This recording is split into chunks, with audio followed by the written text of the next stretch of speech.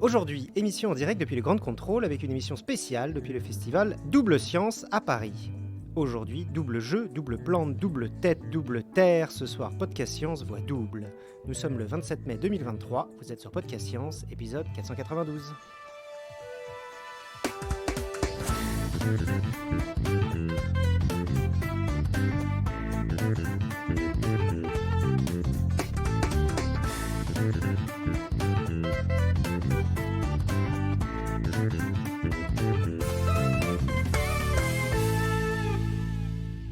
Et nous sommes donc en direct du studio d'enregistrement du Grand Contrôle au festival Double Science, en excellente compagnie autour de cette table, avec donc Cléora, notre spécialiste en psychologie. Salut à tous. Pascal, qui vient pour faire la technique en double. Salut tout le monde. Johan, qui regarde les étoiles, donc moi-même. Pierre, qui regarde les petits animaux. Hello. Et Eléa, qui titille les pistils, notre botaniste préféré. Bonjour tout le monde. Et donc, chose rare, Pierre et moi-même sommes les seuls Parisiens et nous vous recevons tous à Paris. Et aujourd'hui, c'est Double Science avec 4 dossiers doubles, donc 8 fois plus de podcasts. Botanique, embryologie, psychologie et exoplanétologie, c'est double à toutes les échelles. Et donc, on commence avec Eléa qui nous parlera de la botanique voix double. Merci Johan. Comme pour ne pas changer, je vais vous parler de botanique aujourd'hui. Et en biologie et en botanique, on voit beaucoup les choses par deux. Ça se voit de la plus petite échelle à la plus grosse. La molécule de base du monde vivant, l'ADN, est organisée en 2 brins, enroulés en hélice. Il faut un gamète mâle et un gamète femelle pour féconder un œuf. Et beaucoup d'organismes du monde vivant fonctionnent selon cette répartition en 2 sexes. Les plantes à fleurs ont une petite spécificité supplémentaire puisqu'elles ont une double fécondation. Dans le pollen se trouvent 2 noyaux. Le premier va féconder l'ovule, ce qui donnera l'embryon, et l'autre va féconder le tissu de réserve qu'on appelle l'albumène, ce qui donne à la graine des réserves pour germer avant qu'elle ne développe ses premières feuilles. À la germination, certaines plantes ont 1 cotylédon, d'autres 2. C'est d'ailleurs la différence qu'on utilise presque en premier pour séparer les groupes de plantes à fleurs, les monocotylédones d'un côté et les dicotylédones de l'autre. Et puis, pour vous montrer que les traces de cette dichotomie sont partout, je vous propose de faire un petit voyage d'étymologie, la science de l'origine des mots. Alors je fais un petit pas de côté pour vous raconter un peu ma vie. J'ai toujours rechigné à apprendre ces langues anciennes dont personne n'a plus idée, personne ne les parle. Dans ma tête, ça ne servait strictement à rien. Lors de mon premier cours de latin, en 5e, la tête en l'air que je suis avait oublié son manuel à la maison. Honnête, j'informe et m'excuse auprès de mon enseignante de cet oubli, de cette nouvelle prof que je ne connais pas encore. Dans son immense sens de la pédagogie, elle m'a immédiatement donné 2 fois 2 heures de colle pour mon erreur et renvoyé de ce premier cours. Comme premier contact, il faut dire qu'on fait mieux. Non seulement j'ai pas appris à mieux gérer mes 2 hémisphères de cerveau et ma mémoire en forme de passoire, mais en plus, je n'ai pas pu assister au premier cours décisif qui aurait pu me faire adorer le latin. Autant dire que le 2e cours n'a jamais eu lieu, j'ai abandonné la volonté de faire du latin avant même d'avoir eu l'occasion de découvrir le sujet. Bouh. Et c'est bien plus tard que j'ai vraiment compris pourquoi les langues mortes étaient intéressantes. Les langues anciennes, ce sont les briques dont se construisent notre langage actuel, couche par couche. Dans un mot, on voit non seulement le sens présent, mais aussi le passé et l'histoire de ce mot. Et ça, c'est quand même beau. Avant qu'on puisse s'enorgueillir d'avoir un mot aussi compliqué que anticonstitutionnellement dans la langue française, il a fallu qu'un humain construise les sons et les sens associés à ces nombreuses syllabes, qu'il les mette ensemble et qu'un académicien décide un jour de l'ajouter au dictionnaire. Donc en démarrant la botanique, j'ai un peu paniqué. Les botanistes ont pour habitude de décrire des plantes avec du vocabulaire très précis et parfois très compliqué. Comment retenir tout ça ? En fait, pas besoin d'apprendre par cœur, il suffit de comprendre l'étymologie. Comme nous avons 2 mains, 2 pieds, 2 jambes et sommes donc bipèdes, de bis, répétition, 2 fois et podos, pied, certaines plantes peuvent avoir 2 feuilles, elles sont bifoliées. Certaines sont découpées 2 fois en feuilles plus petites, des folioles puis des foliolules, on dit qu'elles sont bipénées, du latin pinna, la plume. Ces feuilles peuvent être elles-mêmes disposées sur 2 rangs et être bisériées. Certaines vivent pendant 2 belles saisons successives, on dit qu'elles sont bisannuelles. Une plante bifère fleurit 2 fois dans l'année, etc., etc. D'autres plantes portent toujours des fleurs par 2, elles sont biflores. Ces fleurs peuvent avoir des pétales divisés en 2, ils sont bifides. De bis, findo, fendre 2 fois. La corolle peut ressembler à 2 lèvres, elle est bilabiée. Certains des fruits ont 2 compartiments ou 2 locules, ils sont biloculaires. Bref, le bi est partout. Et ça marche aussi avec la racine di. qui veut simplement dire deux en grec ou en latin. On l'utilise en chimie pour les molécules. Le dioxygène que nous inspirons est une molécule composée de 2 atomes d'oxygène. Le dioxyde de carbone que nous expirons et que les plantes absorbent lors de la photosynthèse est une team de 2 atomes d'oxygène et 1 atome de carbone. Les fruits des érables dont on fait des hélicoptères sont des graines doubles et ailées collées l'une à l'autre, et on les appelle des disamars. Une plante dont les feuilles aura 2 couleurs sera discolore. Des feuilles insérées sur la tige en 2 rangées opposées seront distiques. Bref, ça ne s'arrête plus. On peut réappliquer le principe à l'infini. Alors bien observer et bien décrire les plantes, ça permet ensuite de les regrouper dans des boîtes. C'est ce que font les naturalistes, les botanistes y compris, de tous les pays depuis des siècles, ranger le vivant dans des grandes boîtes. On appelle ça la taxonomie.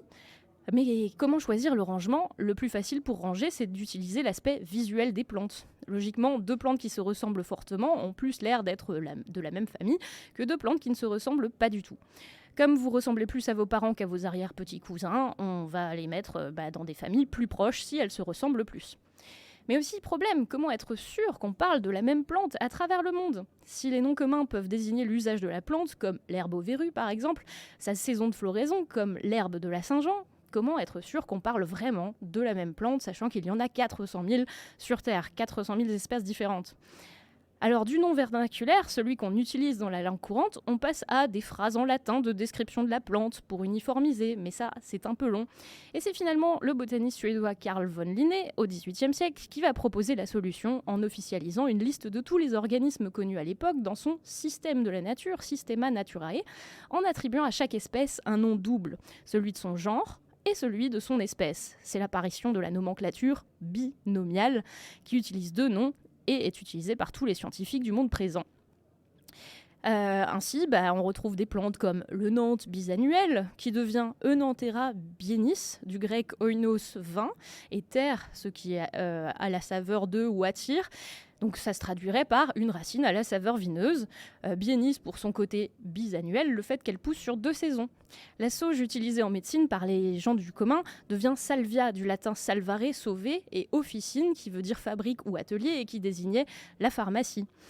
Et dans ces noms de familles, de genres et d'espèces, on trouve aussi plein d'informations utiles comme l'aspect des plantes. On a des codes, ce qui fait que tous les noms qui finissent en AC sont des noms de famille. Les noms qui finissent en autre chose sont plutôt des noms de genre ou des noms d'espèces. Ça permet, avec seulement quelques bases, de décortiquer des noms d'espèces même compliqués. Par exemple, famille difficile à prononcer, Dicapétalacées. Eh bien, si on découpe, on trouve qu'il y a des pétales qui sont découpés en 2, pétales divisés en 2. Pour les dioncophilacées, on fait référence à 3 mots. Donc le mot 10 2 fois, oncos crochet et phylon feuille, en référence aux feuilles de certaines espèces qui sont munies au bout de 2 crochets, ce qui leur permet de grimper sur d'autres plantes. Et ça marche sur les genres aussi.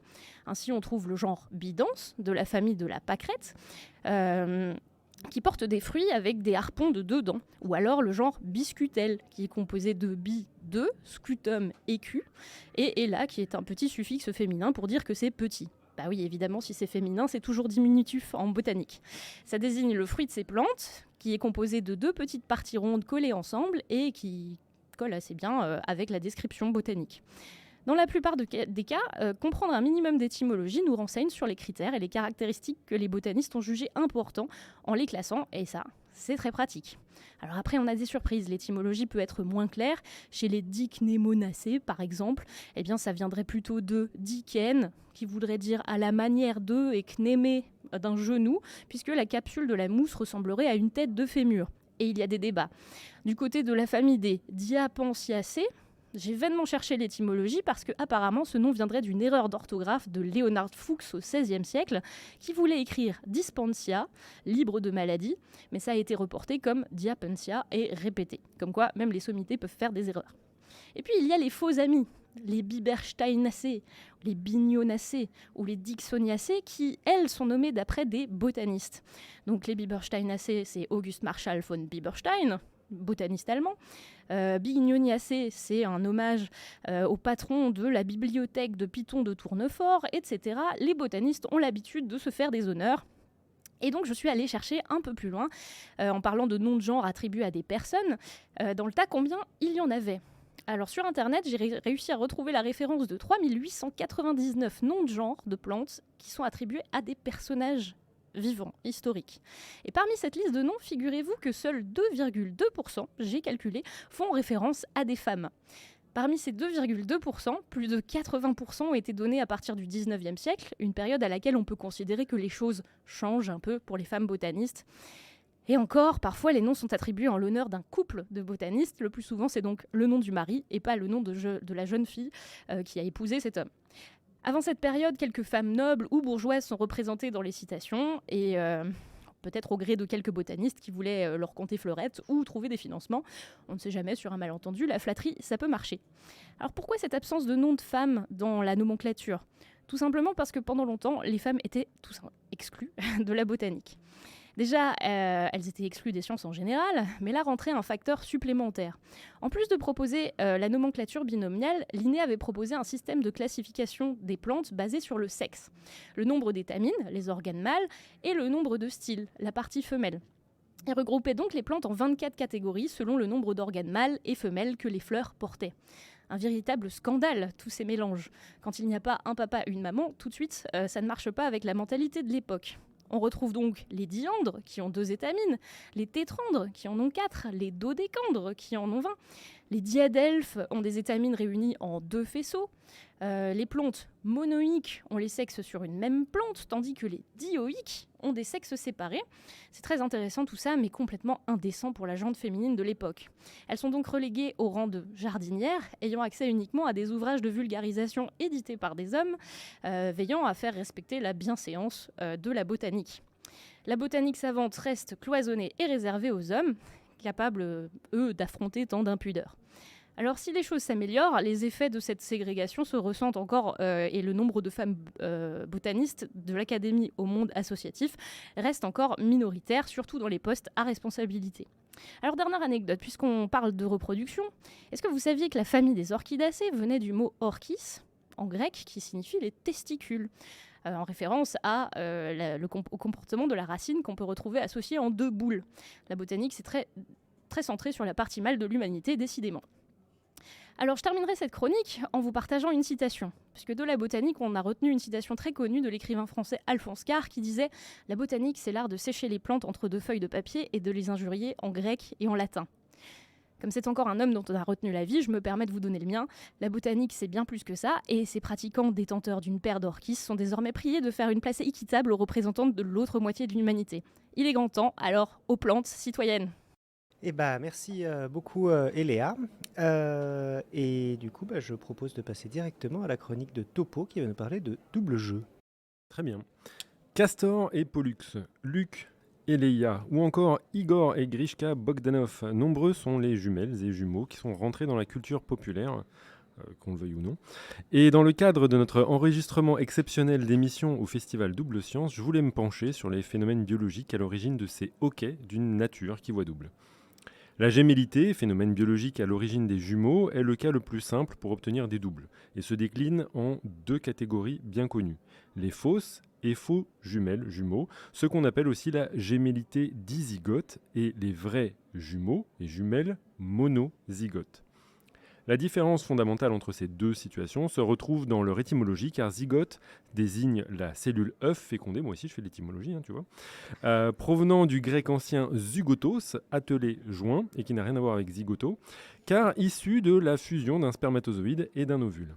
Rien à voir donc avec zygoto comme je vous le disais, mais par contre dizygote, di égale 2, évoque alors le fait que 2 cellules œufs distinctes, issues de 2 rencontres séparées entre 2 ovules et 2 spermatozoïdes, sont à l'origine d'une même grossesse, avec 2 frères, 2 sœurs ou un mix des 2. Génétiquement, c'est l'équivalent de 2 bébés distincts, mais qui naissent finalement simultanément.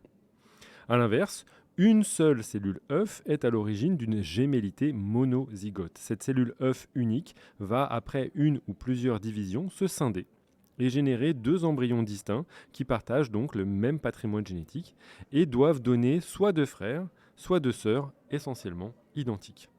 Mais vous me connaissez, je ne vais pas m'attarder sur ces cas classiques, un petit peu mièvres, et plutôt vous présenter des cas de gémellité exotiques. À commencer par des cas de gémellité monozygote aboutissant à un couple frère-sœur. Là, si vous avez suivi, ils ont le même patrimoine génétique, il y a un truc qui cloche.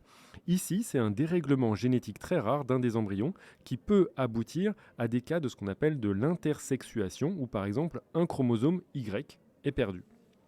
Mais avec moins de 10 cas documentés à travers le monde, on peut faire quand même un pari plutôt peu risqué en considérant que des jumeaux monozygotes partagent le même sexe à la naissance. La gémellologie, ou l'étude des gémeaux, révèle aussi des cas rares où une seule cellule œuf a été fécondée par 2 spermatozoïdes, aboutissant à des jumeaux ou jumelles semi-identiques, aussi connus sous le nom de sesquizygotes.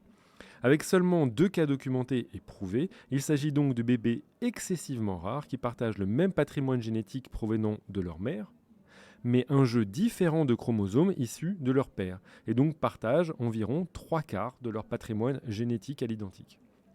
Là encore, pour l'un des cas documentés, la grossesse a abouti à un frère et une sœur, qu'on a considérés immédiatement comme des faux jumeaux, et en fait c'était des semi-jumeaux sesquizygotes. Je n'entre pas dans les cas où des spermatozoïdes provenant de pères différents peuvent aboutir à des cas de gémellité peu courants, mais je ne serais pas surpris de savoir que des équipes de gémellologie traquent avidement les amateurs d'orgies et de partous pour dépister de nouvelles occurrences de ce genre de phénomène. Et il faut aussi citer ces cas de vrais jumeaux où la séparation de l'embryon unique peut en générer 2, mais qui a lieu assez tard et notamment après que l'axe droite-gauche du bébé ait été déterminé. Cela aboutit alors à un phénomène de gémellité miroir. Elle peut se manifester sur la latéralisation, si l'individu est droitier ou gaucher, donc vous aurez le pendant pour l'un des frères et l'autre frère ou le sœur, etc. Mais aussi des caractéristiques morphologiques comme l'orientation en spirale des cheveux, voire même la localisation d'organes impairs avec un des bébés qui posséderait un situs inversus, c'est-à-dire un cœur à droite. Ce dernier cas de séparation tardive d'embryons a cependant tendance à générer d'autres manifestations de double identité, des jumelles ou jumeaux conjoints, aussi connus sous le nom de siamois. D'ailleurs, le saviez-vous? Ça, le mot de siamois se réfère à Chang et Eng Bunker, célèbres jumeaux conjoints nés dans l'actuelle Thaïlande qui portaient le nom de Siam à leur époque au XIXe siècle. De manière contre-intuitive, la plupart des cas de gémellité conjointe provient d'une fission incomplète d'un embryon, donc pas d'une fusion, qui génère alors des jumeaux reliés par différentes parties du corps comme le thorax, l'abdomen ou le crâne. Mais parmi ces cas, je ne résiste pas à la tentation de vous parler plus particulièrement de ce qu'on appelle les jumeaux parasitaires. Vous me connaissez, hein, donc il y a parasite dans le mot, c'est bon, je suis hypé.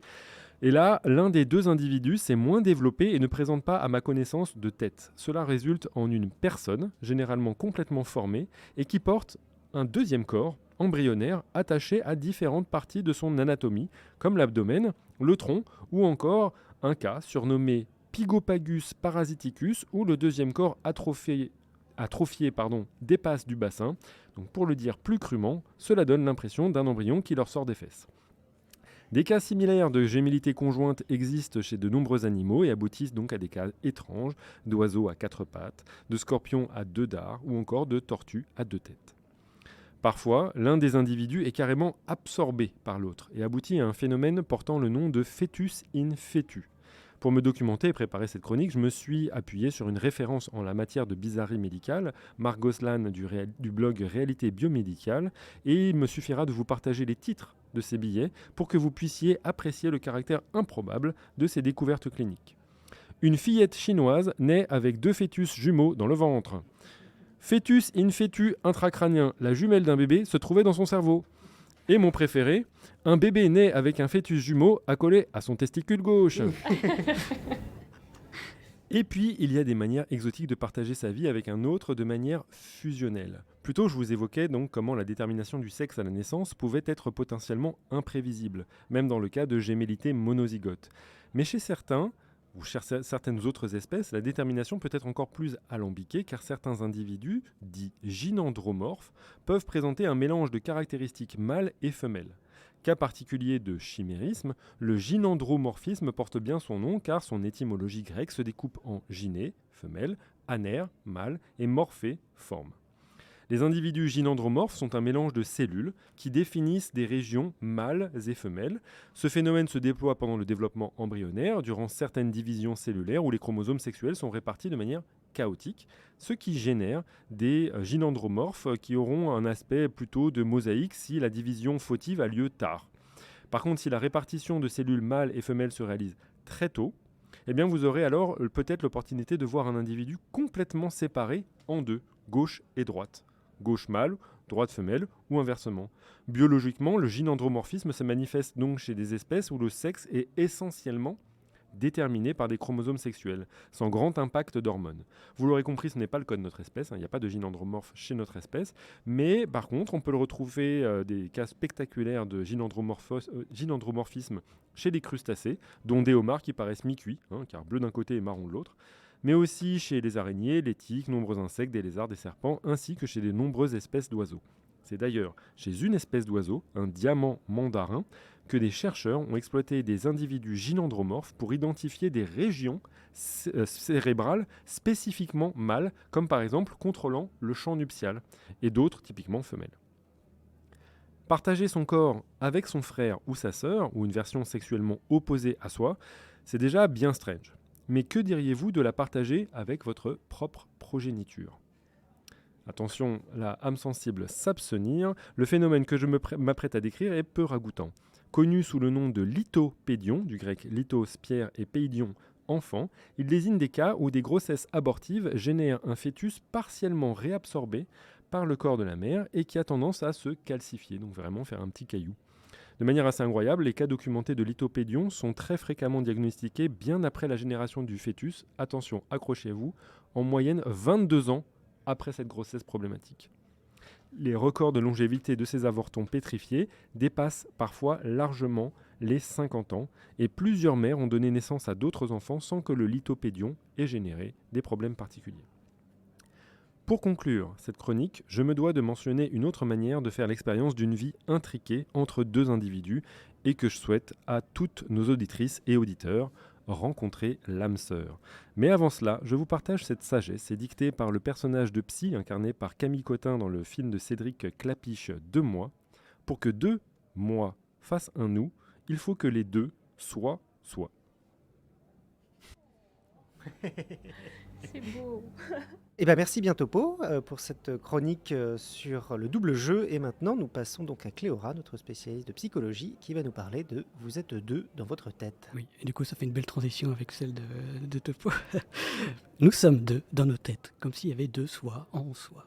À l'occasion de cet épisode sur le thème double, dont j'aimerais vous montrer, ou au moins vous faire ressentir qu'on n'est pas seul dans notre tête, que notre cerveau pense pour deux. C'est assez facile de faire à travers des exercices visuels, et c'est un peu plus challengeant à faire uniquement à travers l'audio. Mais essayons ensemble. Je vais vous proposer de commencer par répondre à de simples questions. Donc vous allez juste simplement répondre à ces questions. Si dans l'équipe vous voulez vous jouer aussi, allez-y. Ça se trouve vous connaissez déjà d'ailleurs. Alors prêt ? Allons-y. Quelle est la couleur d'un os ? Blanc. Ouais. Quelle est la couleur de la neige ? Blanc, Blanc. Quelle est la couleur du cheval blanc d'Henri IV ? blanc, Quelle est la couleur Marronasse quand même. Quelle est la couleur d'une feuille de papier ? Blanc. blanc, Quelle est la couleur d'un nuage ? blanc, Blanc. Et que boit la vache ? du De lait. l'eau. Johan a dit du lait. Donc on a bien les deux réponses qui sont possibles. Et justement, c'est les deux petites personnes qui sont dans nos têtes possibles. Voilà, donc C'était même pas répété, hein. Bien joué. Non, c'était pas répété, on coupera les gros mots. Donc deux réponses nous viennent à l'esprit. Soit la vache boit du lait, soit la vache boit de l'eau. Donc peu importe la bonne réponse, hein, je vous dirai pas c'est quoi la bonne réponse. Ce qui nous intéresse, hein, c'est que les deux réponses nous sont venues à l'esprit. C'est une des manières d'illustrer qu'on est double, qu'on est deux dans notre tête. Si vous avez répondu que la vache boit du lait, vous avez alors suivi votre moi numéro 1, qui donne la réponse la plus automatique, celle qui vient naturellement. Si vous avez répondu que la vache boit de l'eau, vous avez écouté votre moi numéro 2 qui vous a proposé de réfléchir une seconde fois et dire « Oh, c'est peut-être pas du lait qu'elle boit, c'est de l'eau ». Si ce n'est pas assez clair pour vous, on va essayer de revenir tout au long de ma petite chronique pour mieux détailler qui sont ces deux petites entités capables de penser. Donc l'une est automatique, la vache boit du lait, et l'autre demande davantage de ressources attentionnelles, la vache boit de l'eau. C'est ce qu'on appelle avec des grands mots en psychologie cognitive la théorie du double processus. Ce genre de modèle divisant en deux grandes cases la psychologie humaine, aussi simplistes ou généralistes soient-ils, sont extrêmement utilisés en clinique comme en recherche, donc en neurosciences, en psychologie cognitive, en psychologie sociale, et même en philosophie, en métaphysique. La psychologie cognitive, donc, je rappelle, a pour objectif d'expliquer ce qui se passe dans nos petites têtes en divisant tout en petits processus comme les lignes d'un programme informatique. La plus simple division possible, donc de notre psychologie humaine, est de la séparer en deux.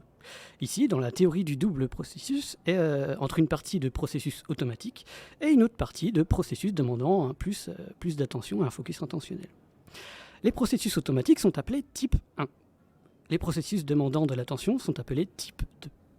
Deux définitions strictes qui ont été amorcées en 1999 par Stanovich, pour finalement être clairement définies en 2013 environ, en prenant en compte notamment toutes les critiques qui se sont suivies, avec Evans comme co-auteur. Donc on a Stanovich, psychologue canadien, et Evans, psychologue britannique, qui sont tous les deux les chercheurs cognitivistes porteurs de cette théorie. L'idée de différencier les processus de pensée automatique des processus qui ne le sont pas remonte évidemment à bien plus loin en philosophie. On parle des fois d'implicite face à explicite, d'inconscient face au conscient. Mais ici on parle d'une théorie scientifique, d'une théorie qui est donc utile pour expliquer, voire prédire des phénomènes, mais surtout qui est basée sur des données expérimentales, avec des termes clairement définis. Commençons d'abord donc par passer un petit moment en revue ces deux types. D'abord, le type 1. Le type 1, donc, c'est tout ce qui est automatique, des processus innés aux processus surappris et bien ancrés dans notre tête, où dès la perception de quelque chose, l'action est directement choisie et appliquée. Par exemple, si je vois une araignée, j'ai peur et je recule. Si je marche et que j'approche du vide, sans réfléchir et de manière innée, je recule. C'est même le cas aussi chez les bébés. Approcher un nouveau-né du vide le fait reculer. Sont compris donc parmi ce type 1 donc, tous les réflexes et comportements innés. Dès que l'environnement ou le stimulus perçu s'impose à nous pour réagir automatiquement d'une certaine manière, c'est de l'ordre donc du type 1. Avec de grands mots en psychologie, on parle d'affordance, d'association stimulus-réponse ou de couplage perception-action. Autre exemple, où je vais très rapidement vous faire participer encore une fois, quelle est la capitale de la Turquie ? Ankara. Ok. J'ai pas eu le temps de répondre, mais oui, j'aurais dit Istanbul, c'est bon, c'est bon. Donc la réponse est Ankara. Mais si Istanbul vous est venu en tête, c'est tout à fait normal. C'est à cause de ces processus automatique de type 1. En fait, on a tellement associé la Turquie à Istanbul, Istanbul étant la ville la plus connue, qu'on a comme automatisme de penser que c'est sa capitale, alors que pas du tout. Les fortes associations de ce genre-là donc permettent l'automatisme. Si je vous demande de colorier une tomate, la première couleur qui vous vient à l'esprit, c'est le rouge, alors que différentes tomates existent. De ce genre de fortes associations, en découlant tout ce qu'on appelle idées reçues, pensée automatique, stéréotypes ou heuristiques, des grands mots si ça vous intéresse. Donc quels sont les stéréotypes, par exemple, associés automatiquement au bon français qui vous vient en tête, si vous avez des La idées? baguette, Le le fromage. camembert, le coq, l'emmerdeur. Voilà. On a aussi le fait, qu'on se lave pas beaucoup aussi en tant que Français. Ah non, ça, par contre, je refuse. Ce sont des stéréotypes et voilà, des fortes associations qu'on a en tête et même dans le monde entier. Donc si on reprend en tout premier exemple du que boit la vache, répondre que la vache boit du lait est une autre illustration de ces fortes associations. Les questions précédentes activaient tellement le champ lexical autour des choses blanches que dès qu'on demande la question que boit la vache, nos processus automatiques mettent en évidence l'association la plus probable entre le champ lexical de la vache et le champ lexical du mot blanc, préalablement suractivé. Qu'est-ce qui recoupe à la fois le champ lexical du mot blanc et celui du mot vache ? Eh bien le mot lait. Automatiquement, notre cerveau sélectionne cette réponse qui est la plus probable. Plus précisément, dans notre exemple du que boit la vache, en fait, c'est ce qu'on appelle une technique d'amorçage. L'amorce est le champ lexical du mot blanc qui influence la réponse de la question cible que boit la vache et permet de prédire la réponse du lait. Donc c'est une technique qu'on utilise souvent en manipulation mentale très courante dans les spectacles de mentalisme par exemple, lorsque le mentalisme prédit la pensée de quelqu'un. C'est ce qu'on appelle donc la technique d'amorçage. Pour les chercheurs cognitivistes, plus précisément, en fait, eux, à la place de parler du mot automatisme que j'ai utilisé pour vulgariser, ils utilisent le mot autonome. Le type 1 rassemble tout processus qui se réalise donc de manière autonome. Si j'utilise ce terme, je me demande alors si on ne pourrait pas aussi intégrer tout ce qui est lié au système nerveux autonome. Au quotidien, notre corps bouge tout seul, comme s'il était contrôlé aussi par une autre petite personne au sein de nous. Notre cœur bat, on respire, on déglutit, on peut même se débattre ou marcher en mode somnambule en pleine nuit, et tout ça sans y penser. Tous ces systèmes autonomes pourraient, par extrapolation, donc faire partie du type 1. Eux, lorsque les auteurs prennent des exemples du processus de type 1, ils citent la régulation émotionnelle, certaines résolutions de problèmes à objectifs orientés, le surapprentissage, qui sont devenus des associations automatiques, et les apprentissages implicites, dont le conditionnement. Ainsi, dans cette théorie du double processus, quand on évoque le type 1, on n'évoque pas qu'un seul processus, mais de multiples systèmes autonomes, allant des comportements innés, donc depuis qu'on est né, qui sont là, aux comportements surappris et conditionnés acquis au cours de la vie. Donc si les processus et comportements autonomes ou automatiques de type 1 ne sont pas encore assez clairs pour vous, j'ai deux autres encore exemples à vous donner. La conduite d'une voiture et la marche. Pour les conducteurs de voitures expérimentés, il est devenu tellement automatique de conduire que souvent on est capable de penser à autre chose et divaguer dans nos pensées. Ça, typiquement, ça veut dire que l'action de conduire est devenue plus automatique, donc de type 1. Pareil, lorsqu'on marche, lorsque vous marchez, vous avancez une jambe après l'autre automatiquement. Il ne me semble pas que vous vous dites consciemment qu'il faut contracter tel muscle pour lever la jambe, fléchir le genou et consciemment se dire que vous allez reposer le talon du pied en premier. Non, tout ça se fait de manière automatique sans y penser. On peut dire que tout ça, c'est typique des comportements et processus de type 1. Passons maintenant au type 2. Parce que jusque-là, on a détaillé le type 1, ou plutôt les types 1, comme je l'ai dit, au pluriel, qui sont de l'ordre de l'autonomie et de l'automatisme. Donc. À l'inverse, pour les types 2, il y a une notion de volonté ou de contrôle. Des notions qui parlent à tout le monde, certes, mais qui sont difficiles à définir scientifiquement, volonté et contrôle. Dans la théorie du double processus, le type 2 se définit par une seule notion, l'utilisation de la mémoire de travail. La mémoire de travail est un modèle très utilisé pour expliquer plusieurs mécanismes de pensée, plusieurs processus cognitifs quand on réfléchit. Donc, je ne vais pas rentrer dans les détails ici, mais en gros, la mémoire de travail, c'est une mémoire où on peut stocker des choses, on peut retenir des choses, parce que c'est une mémoire basique, mais tout en utilisant son contenu. Donc, c'est un peu dynamique, en fait. C'est pas un stockage passif. Donc par exemple, si je calcule 2 plus 2 fois 4, je vais faire 2 fois 4 égale 8, et je vais retenir ce 8 dans mes mémoires de travail pour lui additionner 2. Donc j'agis sur ce que j'ai retenu avant. Donc la mémoire de travail, encore une fois, n'est pas un coffre où on stocke des choses passivement, c'est plus un bloc-notes ou une ardoise sur laquelle on travaille. Tout processus de type 2 demande donc davantage d'efforts. Ça demande de retenir des choses, de remettre en question, de rafraîchir des éléments en mémoire. Bref, très grossièrement dit, ça demande réflexion. Le type 2 est donc majoritairement plus lent que le type 1 et se fait majoritairement de manière séquentielle, c'est-à-dire une réflexion par une réflexion, alors que les processus automatiques de type 1 peuvent se faire plusieurs à la fois. Il faut toutefois être clair dans tous ces termes-là. Toutes les caractéristiques du type 2, donc lent, séquentiel, demandant un effort, capable de prédiction par raisonnement, par hypothèse, tout ça, ce sont des corrélations du processus de type 2, mais ça ne le définit pas. La seule chose qui définit le type 2, encore une fois, c'est l'utilisation de la mémoire de travail, ou dit autrement, une attention focalisée comme si on se concentrait sur quelque chose. Donc, type 1 et type 2 sont comme deux petites personnes dans notre tête capables de percevoir le monde, capables d'utiliser nos neurones et capables d'initier une réponse ou un comportement. Dès que ces deux petites personnes sont là, il est alors possible d'avoir en tête deux réponses en même temps. La vache boit du lait, la vache boit de l'eau. Deux types de pensées qui peuvent être en compétition pour le contrôle de nos actions. On parle des fois de conflits cognitifs. Pour illustrer ça simplement, on peut reprendre un autre exemple de capitale, si ça vous dit. Quelle est la capitale de l'Australie ? Si vous savez que la capitale de l'Australie c'est Canberra, vous ne pouvez pas vous empêcher de penser à Sydney malgré tout, n'est-ce pas ? J'allais le dire pour une fois. Donc la réponse de type 1 est Sydney, la réponse automatique, et la réponse de type 2 est Canberra. Et les deux, à chaque fois, sont là en tête quand on se demande la question, comme un conflit. Et on doit en taire une pour répondre l'autre. Et bien ce mécanisme-là de taire une des réponses, qui est le plus automatique souvent, on appelle ça l'inhibition. Donc l'exemple de la capitale, c'est juste un petit truc pour vous faire comprendre rapidement. Mais scientifiquement, une des manières d'évaluer l'inhibition en psychologie, c'est d'utiliser un test cognitif qu'on appelle le test de Stroop. C'est un simple test visuel où il faut dire la couleur de quelque chose imprimé sur une feuille, tout simplement. Donc dénommer la couleur d'un carré colorié, ça va, c'est simple. Dénommer la couleur d'un mot aussi. Par exemple, si le mot choupisson est écrit en rouge sur un papier, de quelle couleur est le mot ? Ben rouge. Ça se complique en revanche quand le mot qui est écrit est en relation avec une couleur. Par exemple, si on écrit le mot vert, coloré en rouge. On va avoir là un conflit cognitif entre deux réponses. Parce que tout comme la marche ou conduire une voiture, la lecture se fait de manière automatique, donc fait partie des processus de type 1. Le mot vert, donc, est écrit en rouge.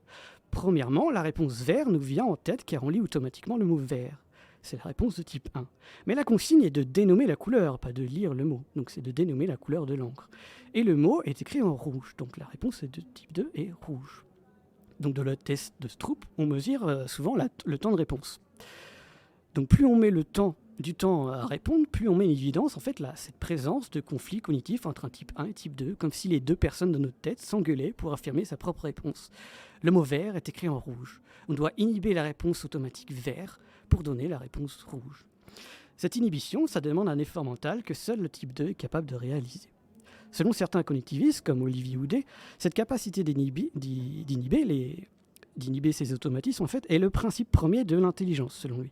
Car on remet en question nos évidences pour s'adapter aux nouvelles règles, aux nouvelles consignes, à un nouvel environnement, bref, à de nouvelles données.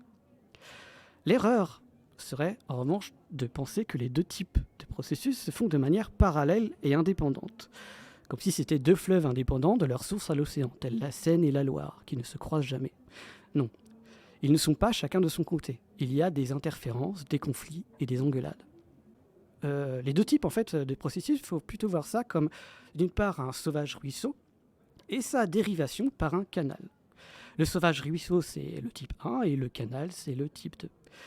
Les deux cours d'eau se rejoignent à la fin et sont alimentés donc, par le même cours d'eau qui est ce ruisseau tout au début.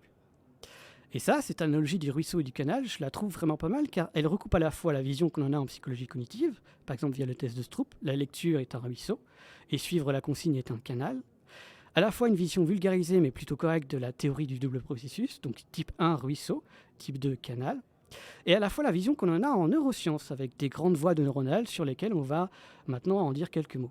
À chaque fois, c'est pareil. Donc, le ruisseau est rapide, automatique et s'impose lui-même.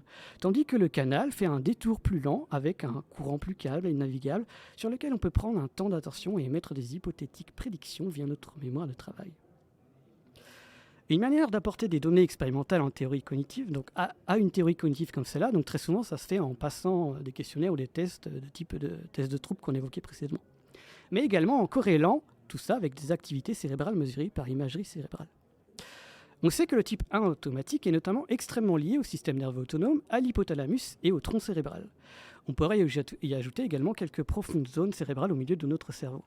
Mais ce qu'il faut retenir, c'est que les processus automatiques de type 1 sont corrélés à des activations neuronales se trouvant en bas de notre boîte crânienne, profondément cachées au milieu de notre cerveau. Et à l'inverse, donc, les processus de type 2 engagent davantage le cortex cérébral, c'est-à-dire la couche externe du cerveau. Et plus précisément, le cortex préfrontal, donc c'est-à-dire une aire cérébrale derrière notre front. Une activité neuronale préfrontale est par exemple corrélée à l'inhibition lors d'un test de Stroop. Dit autrement, lorsqu'on vous demande la capitale de l'Australie et que la réponse Sydney vous vient en tête, son inhibition pour la faire taire et éviter de dire que cette réponse est corrélée à une activation cérébrale au niveau du cortex préfrontal. En clair, les processus de type 1 automatique se limiteraient aux zones cérébrales profondes, tandis que les processus de type 2 demandant de l'attention feraient un long détour dans le vaste cortex cérébral. Le type 1 est le ruisseau qui passe au centre-ville, tandis que le type 2 est le canal qui passe par la périphérie, le cortex. Dans certains modèles neuroscientifiques, on parle de circuits courts et de circuits longs. C'est par exemple le cas dans le dit circuit de Papez, qui modélise les réseaux de structures cérébrales corrélées au contrôle des émotions. C'est le fameux système limbique, si vous connaissez, si l'expression vous parle. Pour contrôler nos émotions, on a d'abord une boucle neuronale de type 1 qui est autour de l'hypothalamus, qui est automatique, et une boucle neuronale qui part à la périphérique, autour du cerveau, et au niveau du cortex préfrontal, notamment.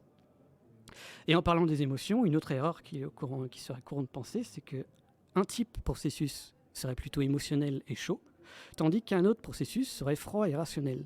En fait, certains auteurs affirment que le type 1 serait rapide, automatique, et donc intuitif, et donc émotionnel, tandis que le type 2 serait cognitif et rationnel. Or, cette séparation caricaturale entre émotion et raison est fausse. Les émotions peuvent être à la base à la fois d'une pensée automatique, tout comme une pensée réfléchie et rationnelle. Si ça vous intéresse pour aller plus loin sur ce domaine-là, les notions autour de cognition incarnée de Varela ou de marquage somatique de Damasio, vous pourrez les chercher sur Internet un peu là-dessus. Sinon, j'en ferai un dossier là-dessus. Prochainement là-dessus, ça va être pas mal. Rendez-vous pris. Pour conclure cette théorie du double processus, que nous soyons doubles dans nos têtes, bien qu'utile pour expliquer et modéliser et bien évidemment très simpliste, ce n'est que rarement soit l'un soit l'autre, mais plus un mixte des deux. Pour tenter d'enrichir cette approche, il y a même des théories qui découlent de cette dernière, par exemple en séparant une nouvelle fois les processus de type 2, encore une fois en deux. On arrive alors, puis à un double processus, mais on appelle ça une théorie du triple processus cognitif, entre un type 1 automatique, un type 2 équivalent à la capacité cognitive, donc la mémoire de travail, et un type 3 qui sera équivalent à la métacognition, c'est-à-dire à se plaire à la réflexion cognitive en se rendant compte consciemment du comment on pense. Bref, après avoir divisé la psychologie humaine en deux, puis en trois, et petit à petit, l'idéal de la psychologie cognitive serait d'avoir un modèle, une théorie, qui puisse séparer de manière analytique tous ces processus cognitifs pour pouvoir comprendre la psychologie humaine. Ça, ce serait l'idéal. Seul problème, la psychologie humaine n'est pas égale à la somme mise bout à bout de tous ces processus, aussi nombreux qu'ils puissent être. Tout ça, c'est plus compliqué que ça, et de l'ordre des sciences de la complexité. Ouais, parce qu'on n'est pas que deux dans notre tête, mais certainement des milliers qui finalement, par une sorte de magie qu'une seule personnalité que nous sommes, arrivent à émerger. J'avais une petite question, moi, parce que tu as parlé au début donc de la peur du vide, de la peur des araignées, etc. Mais du coup, tout ce qui est phobie, c'est une sorte de dérèglement du type 1, du coup. Enfin, est-ce que dans les modèles dont tu parles, est-ce que c'est là où rentrent les phobies, du coup? Ouais, une phobie, c'est un surapprentissage de quelque chose qui peut être un objet quelconque, quoi. D'accord. Oui, parce que comme tu le disais, la lecture, typiquement, c'est pas quelque chose qui va être Inné. nécessairement inné, tu vois. Genre, C'est quelque chose qui est très très ouais, qui est très très après, mais qui passe après dans cette qui est dans après cette cognition. davantage automatique. Ouais. Bon, c'est encore, en vérité, c'est encore débattu scientifiquement, mais on a quand même pas mal de connaissances là-dessus, comme quoi c'est plutôt automatique la lecture. Encore heureux, parce que quand on est sur la route à 130 km/h, qu'on a du mal à déchiffrer les panneaux, je pense que c'est assez automatique. Très bien. Et donc, on va passer à la dernière chronique d'aujourd'hui. Donc, c'est la mienne, qui s'appelle Double Terre. Et je vais commencer à vous poser la question, est-ce que vous avez vu le film Another Earth? Oui, voilà. Tous les deux, en plus, c'est pas fréquent, voilà. Donc, c'est un film de SF de 2011 qui prend l'idée de la découverte double de la Terre assez littéralement. En effet, un matin, l'humanité se réveille et découvre, littéralement, dans le ciel, une autre Terre, un exact double de la nôtre, un peu plus grosse que la Lune. Terre 2 est identique à la Terre. D'ailleurs, quand la directrice du SETI, Joanne Tallis, commence à parler avec eux, en fait, la personne qui lui répond sur l'autre Terre, c'est elle-même, qui est en tout point de vue identique à elle-même. Voilà. Et il apparaît donc que les deux mondes sont identiques et que chacun sur la Terre a un autre lui-même sur Terre 2. Et donc ce film est plutôt une réflexion poétique proche du double de Dostoïevski que d'Avatar. Mais bon, là, on va essayer de parler de choses un peu plus terre-à-terre. Et de se demander ce que la recherche d'un double de la Terre veut dire. Bon, déjà, pendant tout le XXe siècle, quand on dit un double de la Terre, une jumelle de la Terre, la plupart des astronomes ne se posent pas de questions, il s'agit de Vénus. En effet, cette planète est la plus proche de nous en orbite, et elle est aussi la plus proche de nous en taille, elle est quasiment identique en taille, avec un rayon de Vénus qui vaut 95% de celui de la Terre. Pour ceux qui n'ont pas l'habitude de regarder les étoiles, Vénus se voit très facilement à l'œil nu. Elle est proche du Soleil, et donc elle est plus proche du Soleil que nous. Et donc Vénus brille si intensément que lorsqu'elle est visible, c'est la première étoile à apparaître dans le ciel après le coucher du Soleil, ou au contraire la dernière à apparaître avant l'aube, donc dans la direction du Soleil. En ce moment, on peut la voir jusqu'à juillet, exactement dans la direction du Soleil, juste après son coucher. Elle est si proche de nous que pendant longtemps, elle est une candidate importante pour la recherche de la vie. En plus, les observations depuis la Terre ne permettent pas de répondre à cette question facilement parce que la surface de Vénus est intégralement couverte de nuages très opaques, ce qui attise l'imagination des auteurs de science-fiction.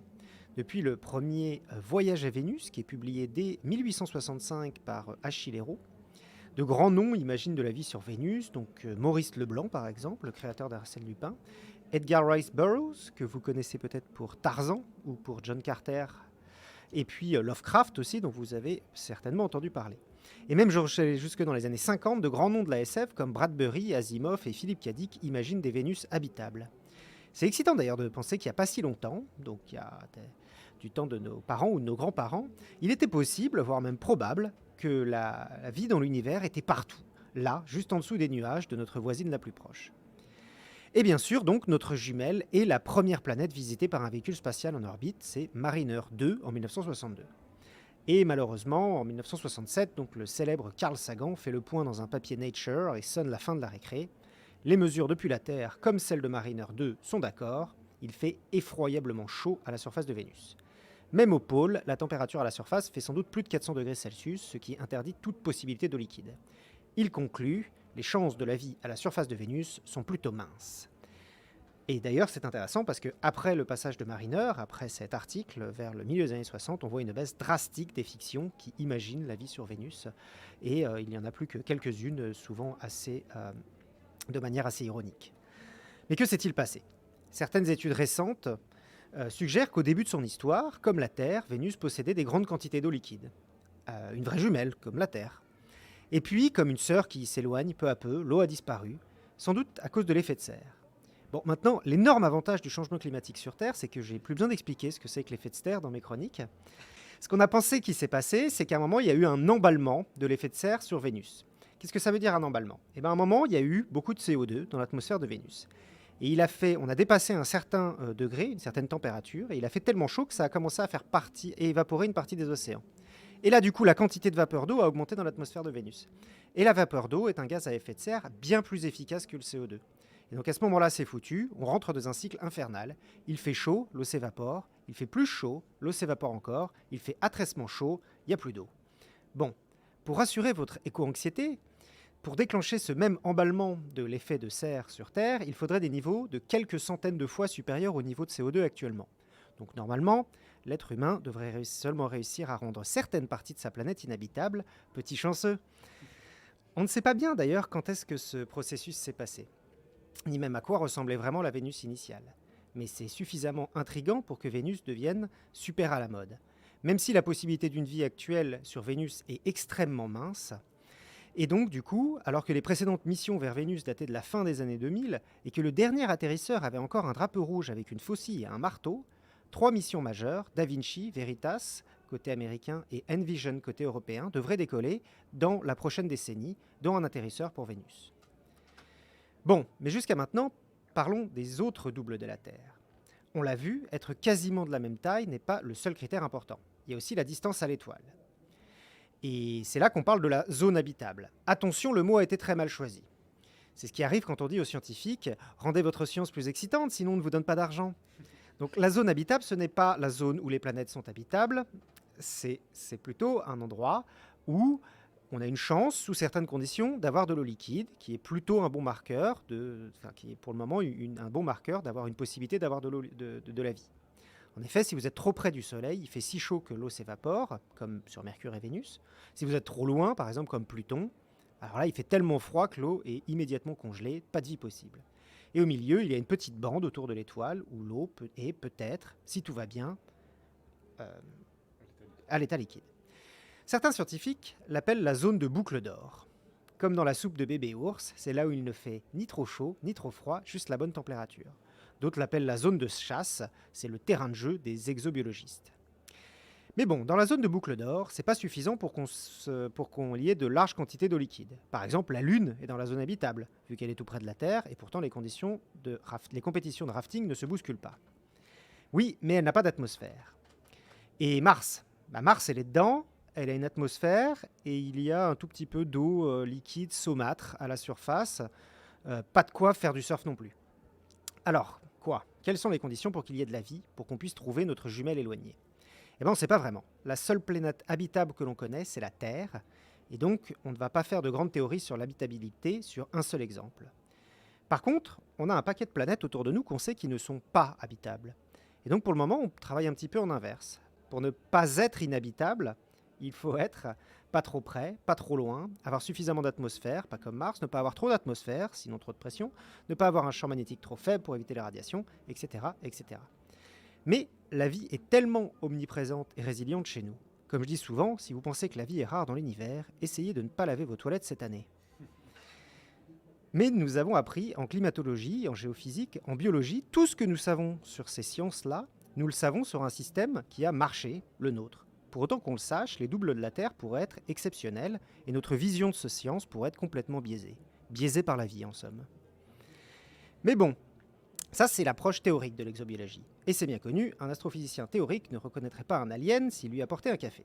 Non, je rigole. Mais comme souvent en astronomie, il y a une autre façon de vérifier qu'un phénomène existe, c'est d'essayer de l'observer effectivement.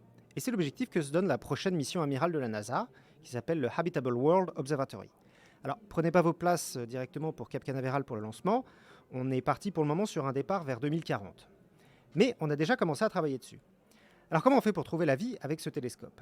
Eh bien, vous pouvez déjà écouter mon podcast, mon épisode de 406 sur Podcast Science, sur spécifiquement la façon dont on va réussir à imager d'autres mondes.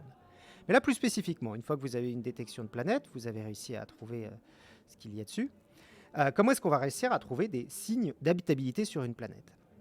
Eh bien, en fait, il y a plusieurs possibilités, comme la présence de certaines molécules dans l'atmosphère et la présence d'eau liquide. Et une fois n'est pas coutume, je voudrais faire un petit peu d'autopromo, car des collègues et moi-même avons soumis hier un papier qui s'appelle « Chercher des arcs-en-ciel grâce à la mission Habitable World Observatory ». Et en effet, les arcs-en-ciel sont des phénomènes assez particuliers sur Terre. L'arc-en-ciel est dû à un rayon lumineux qui a effectué une réflexion interne dans une goutte d'eau. Et donc oui, peut-être, une des meilleures preuves que l'on a bien trouvé un double de la Terre, et peut-être qu'il y pleut aussi souvent que chez nous. Donc, en fait, vous cherchez le double de Londres. Le double de Londres. Le double de l'Écosse. C'est ça. Du whisky dans l'atmosphère et de la pluie à la surface. Très bien, et ben je pense que nous arrivons à la fin de cette émission, et donc c'est l'heure maintenant de la citation. Et est-ce que je peux te laisser, Topo, lire la citation que l'on a trouvée ? Avec plaisir, c'est une citation de Sacha Guitry. Aimez les choses à double sens, mais assurez-vous bien d'abord qu'elles ont un sens. Nous arrivons à la fin de cette émission inédite depuis le Grand Contrôle, pour laquelle, vous voyez, on a mis les bouchées doubles. Ce soir, nous comptons bien d'ailleurs continuer à voir double, tous ensemble, autour d'un apéro, parce que c'est pas si souvent qu'on est plusieurs réunis au même endroit. Et nous voudrions remercier tout particulièrement l'équipe d'organisation du festival Double Science, Dounia, Terence, Renaud et Chloé, ainsi que tous les bénévoles et toutes les bénévoles, et aussi en particulier la personne qui s'occupe de la technique dans le studio aujourd'hui, Anthony. Merci à vous, poditeurs, poditrices, pour votre écoute, toujours fidèle. À bientôt, et que servir la science soit votre joie.